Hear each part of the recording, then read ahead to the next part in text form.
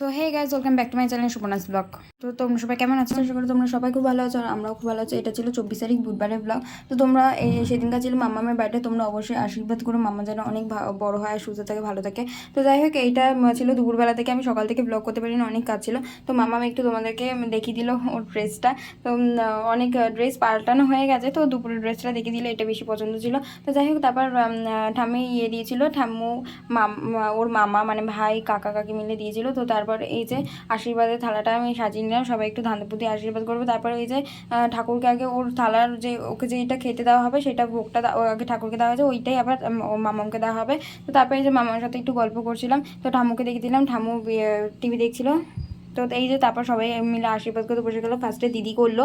তো তারপর দেখো ওর জামাটা পছন্দ হয়েছে, বাবা জামা দিয়েছে, জামাটা পছন্দ হয়েছে বলে আগে জামাটা আবার চেঞ্জ করেও নিল সাথে সাথে।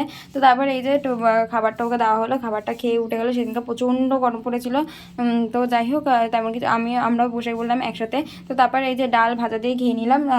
বললাম না প্রচণ্ড গরম পড়েছিল আর অনেকটা না দেরি হয়ে গেছিলাম, অত দেরিতে খাই না। তো যাই হোক, ডাল ফাল এই যে ডাল তারপর ভাজা দিয়ে খেয়ে উঠে গেলাম। তারপর এই যে চিংড়ি মাছ করেছিল, চিংড়ি মাছটা খুব ভালো ছিল, সব কটা রান্না খুব সুন্দর হয়েছিল।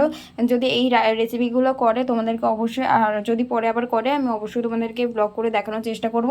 তো এই যে চিংড়ি মাছটা দিয়ে খেয়ে উঠে গেলাম, প্রচণ্ড গরম পড়েছিল, তো অল্প অল্প করে সব খেয়ে উঠে গেছি। তারপরে এই যে মাটন দিয়ে দিয়েছিলো, মাটনের সাথে আমি একটু ফুড ব্লগারদের মতো ব্লগ করতে গেছিলাম, মাটনের সাথে ভালো করে মাখিয়ে খেয়ে নিলাম। তো তো তাড়াতাড়ি করে আগে খেয়ে নিলাম, খেয়ে দিয়ে এসে একটু শুয়ে পড়েছিলাম। তো দেখো মাটনটা দিয়ে, মাটনটাও দিদি দুর্দান্ত করেছিল, সত্যি খুব সুন্দর হয়েছিল সব কটা রান্না।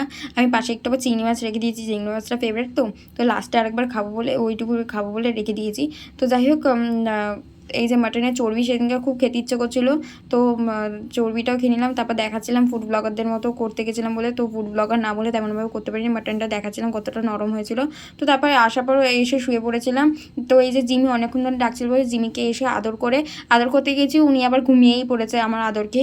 তো তারপর দুপুরবেলা এসে একটু শুয়ে পড়েছিলাম আর ব্লগ করতে পারিনি। তারপরে উঠে একটু পেঁপে মাখা করেছিলাম, পেঁপে মাখাটা আমি আগে আপলোড দিয়ে দিয়েছি, তোমরা অবশ্যই দেখে নিও। তো দেখো মাম্মা কি বলছে। এই যে বার্থডে খাই, তুমি বলো তোমার আজকে বার্থডেটা কেমন কাটলো? তোমার ভালো, কেমন ভালো বলো? অনেক ভালো কাটলো আমার। তারপর সন্ধ্যেবেলা থেকে শুধু পড়েই কেটে গেল, পড়াশোনার চাপ বেড়ে গেছিল, তাই তো?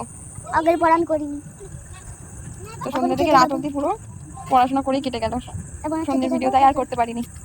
এখন খেতে যাবো, খেতে আবার ঘুমাবো। সবাইকে টাটা করে দাও। টাটা। আরে এইখানে ফোনে করো, টাটা। বলো সবাই সাবস্ক্রাইব করে দেবে। সাবস্ক্রাইব করে দেবে। আর মামা দাদা। তো সবাইকে টাটা টাটা করে চলে গেল। তারপরে এই যে স্যার চলে এসেছে অফিসে গেছিলেন, তো আসতে না আসে বাইকের মধ্যে উঠে গিয়ে আগে আদর খাচ্ছে। তো বার্থডে বলে কথা, তার জন্য উইশ করতে বললো। তো স্যারের শরীরটা খুব ভালো ছিল না, তাই আর বেশিক্ষণ দাঁড়ায়নি, খাবারটা প্যাকিং করে নিয়ে চলে গেছে। তো এই যে একটা গিফট দিয়েছিল, গিফটটা ওর খুব পছন্দ হয়েছিল, অনেকদিন ধরে বলছিল। তো পছন্দ হয়েছে বলে সাথে সাথে তোর গিফটটা খুব পছন্দ হয়েছে। তো যাই হোক, সবাই বলবে হয়তো কেকটা কাটিং কেন হলো না, মামামের বাইরের খাবার একদম বারণ আছে এখন। তো ঘরেই যা হচ্ছে, তো ঘরে আমরা কেকটা বানিয়ে দিতে পারিনি, যেহেতু কোনো প্ল্যান একটা তেমন একটা ছিল না। তো এবারে আর কেকটা বানাতে পারিনি, খুব গরম পড়ে গেছিলো। তো যাই হোক, আজকের ভিডিও এইটুকুই, ভালো লাগে লাইক কমেন্ট শেয়ার করতে ভুলো না। Tata bye bye.